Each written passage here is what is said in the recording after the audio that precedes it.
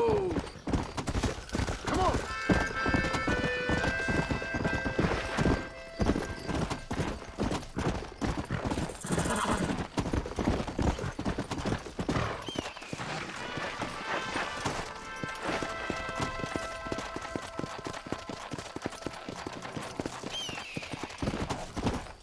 Whoa there!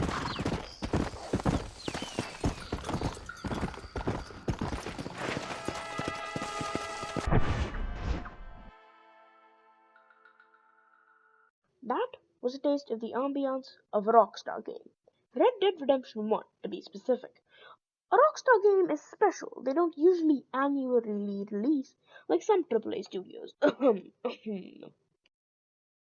Their games always look incredible for the time and usually leave a lasting impact. But let's start at the beginning. In 1977, the original Grand Theft Auto was released. That wasn't exactly a revolution in terms of graphics. However, the freedom it gave players was great for the time. Was insane. Okay, it was insane. With the beginning of Rockstar before their largest successes. Let me start our journey in 2001. A little game called Grand Theft Auto 3 came out, and it was an incredible game. It was the foundation for all open world games, or most open world games we see today. Did it have the best shooting? Nope. Did it have the best driving? Not really. The best story? Far from it. But it combined all of those in an element for an open world sandbox that was free to explore. If you finished most of the missions, god damn, it took a while to unlock all the items. But it felt more like a 3D version of the GTA games, which was its goal. When you bumped into cars, you gained money, that sort of thing, and it was meant for sick chaos, and set the foundation for what was to come.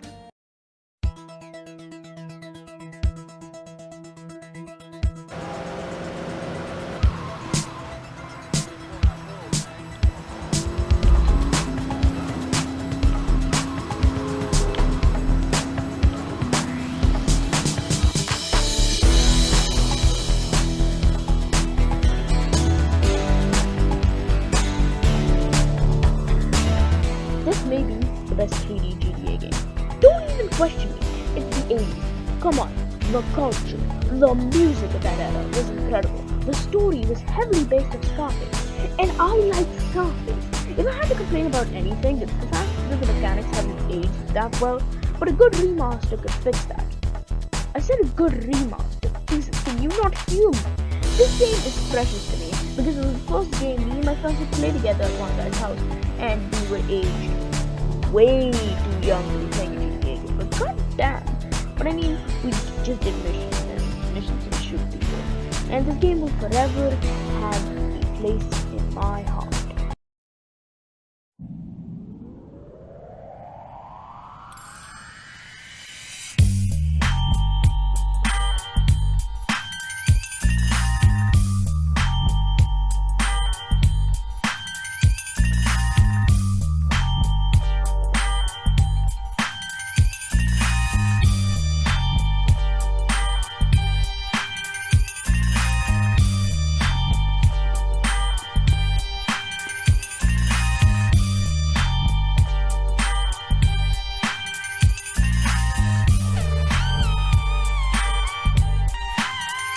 Okay, I also played this at a friend's house and then eventually finished the game. But in the utter feeling of gangster you get from this game, holy crap, I'm so proud to say gangster. Anyway, made me almost see the N-word. The gameplay was heavily improved, and heavily improved. It even had slight RPG mechanics, which blew my little mind, and the radio stations were so good. KDST and Radio X, my god, and Radio Los Santos. And the cheats, no one can forget the cheats. This game, like GTA 3 and Vice City, hasn't aged well now. The reason they have aged kinda badly, for me at least, is the saving system. I live in a country where there are like 3 cities where power is consistent, which means if I completed a mission, and believe me, some of the missions are incredibly difficult, and the power went out, I would lose all of my progress, which was just the worst feeling in the world. The games themselves were great, apart from not being able to move the camera and Vice City and 3. But they were great games, and I'd argue there's some better than some of the modern GTA games. The feeling of GTA 3 while driving in the rain as you listen to Double Cleft is awesome. Driving through the city in Vice City while listening to Flash FM or B-Rock or listening to Radio Los Santos in a lowrider in San Andreas with the orange haze. Can we please talk about the fact that the subsequent releases of San Andreas removed that beautiful orange haze that added to the art style so much? All of these games had their own vibes and were awesome in their own way. Now, let's talk about some games that I'm less familiar with. There's Max Payne, an action movie type game, and Red Dead Revolver, Red Dead before Red Dead Redemption, Liberty City Stories, which is a GTA 3 prequel that on the on the PSP brought to consoles, and Vice City, a PSP prequel of Vice City brought onto consoles, both of them. Okay, this next one is a doozy. Bully.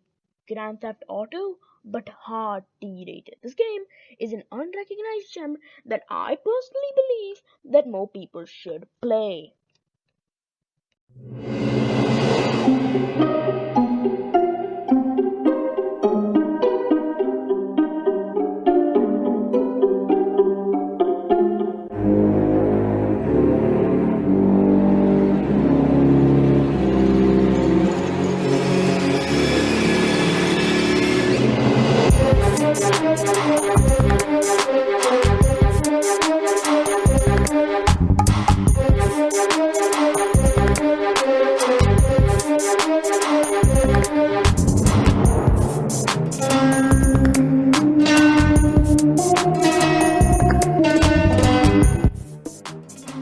This is the most underrated mainline GTA game. I mean, GTA 4 is a masterpiece.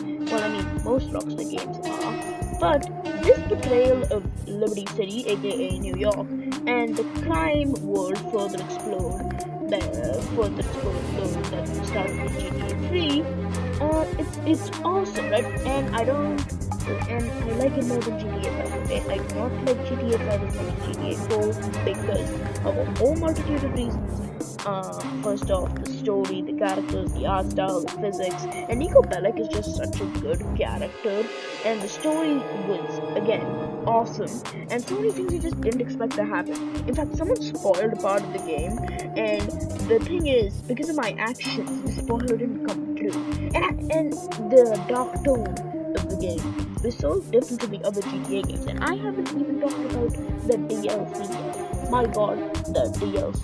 The DLC feels like its own game, because it kind of is treated like its own game, because each character has their own take on Liberty City and their own take on society. Okay, we're gonna quickly talk about The Lost and Damned and Ballad of Gay Tony, because they deserve their own sections, starting with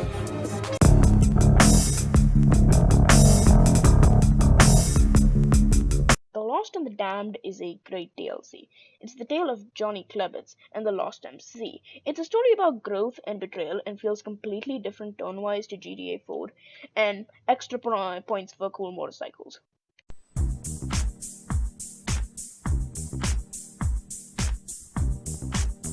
The Ballad of Gay Tony is about Luis Lopez, a guard for a club owner called Gay Tony, and it kind of has a disco-y feel about it, and it's pretty awesome. I haven't played through much of it, but I am going to be getting through it.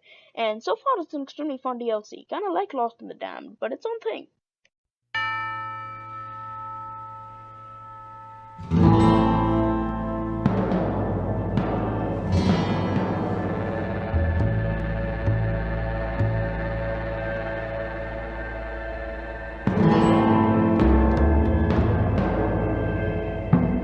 I've said it a lot in this video, but bear with me, this game is awesome. The story of hunting down John Marston's old brother-in-arms is great, and the gameplay was nothing short of thrilling. And this game makes me feel like exploring, which I feel like GTA games didn't make me do, and it was a lot of fun playing as John Marston. He's one of Rockstar's greatest protagonists, and the ambiance in this game was just, as I showed you at the beginning, is great. And the southern US border is a great setting. I mean, it's a classic western setting, but it works out really well here. Both the USA and Mexico are great in their own ways. Now, Undead Nightmare was an expansion I don't think anyone expected to work so well, and Red Dead 1, again, like a lot of games on this list, has a special place in my heart.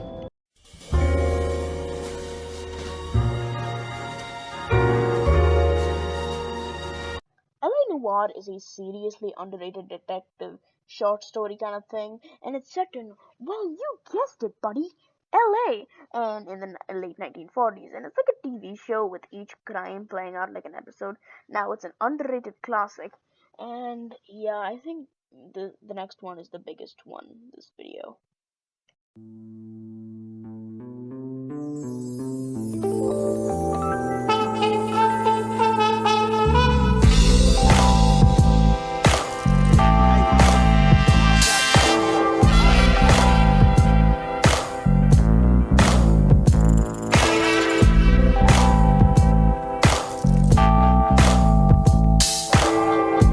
Okay, now I have mixed feelings about GTA 5. I wouldn't if Rockstar didn't goddamn constantly release it, and it's the original, for Pete's sake. And the story's kinda the driving's a little too arcadey for my taste. Do I love it?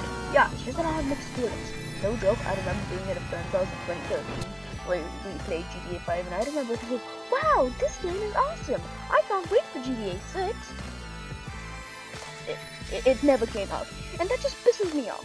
I'll talk about GTA Online in a bit because it's a whole other horse, but first I have to talk about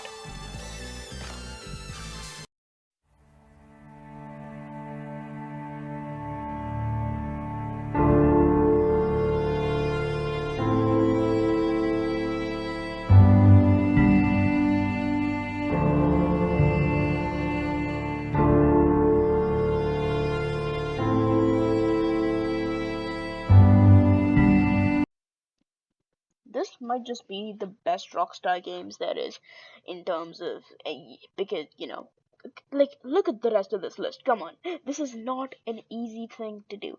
Now the story, the gameplay, the open world, everything is awesome. Arthur Morgan changes as a character like properly over time, and I found that the story changed my actions as a player, which is something, to me at least, that's near impossible to do. The gang is awesome. Dutch, Bill, John, Javier are just some of the incredible characters that are in this game. The open world made me not play story missions sometimes and just explore and have fun. The music is top notch and I love it a lot. But now I have to talk about an aspect of GTA 5 that I hate beyond anything, except maybe The Last of Us Part 2. That game was ass. It's an aspect of Red Dead 2 I also heavily dislike, and the online mode for both these games just fucking atrocious. I hate this part of Rockstar, man. Like, in the last few years, they've just annihilated their rep with this.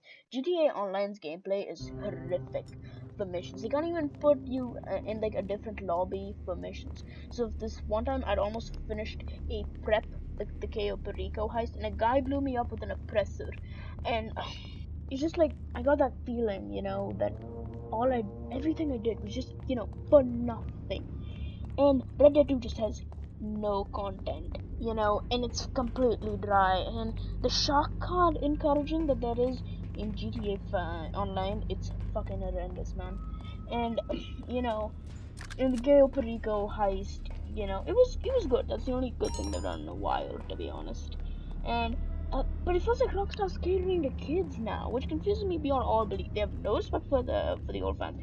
The new remasters for the trilogy are an insult. The worst part of it is that the 5-year-olds who are dropped at birth buying the shark cards, yeah, and the next GTA ain't gonna come out, and they can just keep adding garbage content to GTA Online. It's just ass, and they're just gonna keep encouraging griefing because the 5-year-olds will pay for it.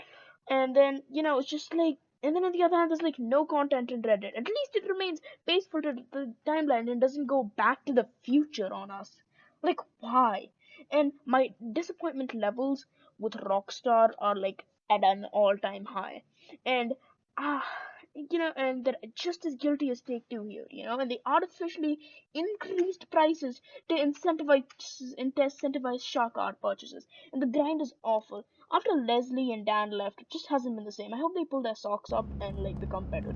I could go on about the problems in GTA Online, but I feel other creators, cough, Dark Space, can give you a better view of the GTA Online crap. In the end, Rockstar games aren't games. They feel like experiences you won't forget for an extremely long time, and the ambiance of each game just brings out the best in me. And for that, I will forever love Rockstar. But right now, I just hope they can stop making their games good again. Thanks for watching.